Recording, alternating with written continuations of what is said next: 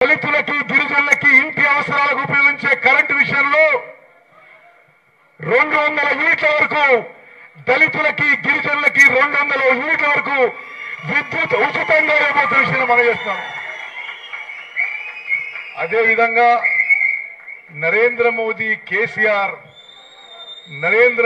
కేసీఆర్ అధికారంలో వచ్చిన తర్వాత పెట్రోల్, డీజిల్, గ్యాస్ ధరలు రెండింతలైన విషయం ఒకసారి గుర్తు చేస్తున్నాను.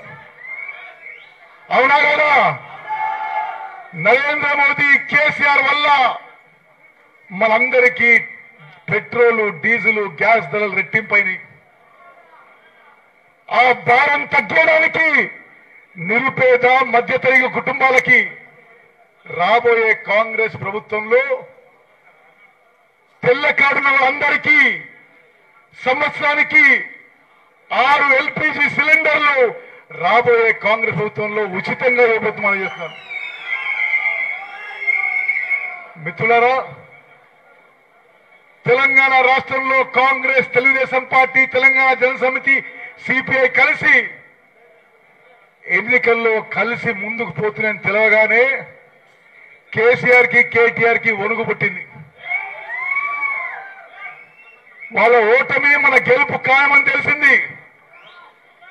పిచ్చి పిచ్చి ఆరోపణలు, పిచ్చి పిచ్చి మాటలు మాట్లాడుతున్నారు. రాబోయే ఎన్నికలు రాజకీయ పార్టీలకు కాదు, కేసీఆర్ కుటుంబంకి, తెలంగాణ ప్రజల మధ్య జరగబోతున్నాయి.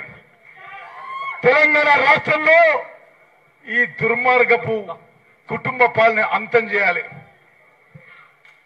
రాబోయే ఎన్నికల్లో తెలంగాణ ప్రజలు హింసించి, పీడించి ఒక నియంత్రిత దూరంతో, కళ్ళు నెత్తికెక్కిన దూరంతో ముందుకు పోయిన విధానాన్ని గమనించాలి. చైతన్యవంతమైన మిర్యాలగూడ ప్రజలు టీఆర్ఎస్ పార్టీని పొందబెట్టాలి, కోరిగట్టాలి. మిర్యాలగూడలో మీరు ఘన విజయం సాధించాలి. తప్పనిసరిగా తెలంగాణ రాష్ట్రంలోనే మిర్యాలగూడ కాన్స్టిట్యున్సీ భారీ మెజార్టీతో గెలిపించాలని చెప్పి మీకు పేరు పేరున విజ్ఞప్తి చేస్తూ ముగించుకుంటాను. జై హింద్, జై కాంగ్రెస్. రాహుల్ గాంధీ గారి నాయకత్వం, అందరి చేతులు లేవాలి. రాహుల్ గాంధీ గారి నాయకత్వం, కాంగ్రెస్ పార్టీ హస్తం గుర్తుకే.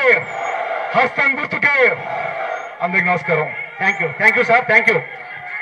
మిత్రులారా, మనం ఎప్పుడు చూస్తున్నాం మన ప్రియతమ నాయకులు మిర్యాలగూడ ప్రాంత అభివృద్ధి తర్వాత తెలంగాణ రాష్ట్రాన్ని తీసుకొస్తున్న ముద్దుబిడ్డ మన శాసనసభ పక్ష నాయకులు శ్రీ కుందూరు జయారెడ్డి గారిని మాట్లాడాల్సిందిగా కోరుతున్నాము. కామెంట్ చేయండి.